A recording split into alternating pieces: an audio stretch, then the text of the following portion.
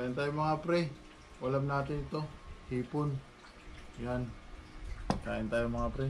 Hipon yung ulam natin. Tapos kuha tayo ng kanin. May kanin tayo mga pre. Ito. Ulam natin hipon. Meron tayong kanin. Yan. Hipon ang ating ulam. Meron tayong natirang ulam na na dilis.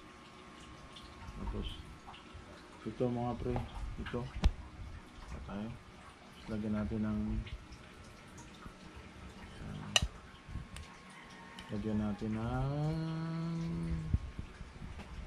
mantika.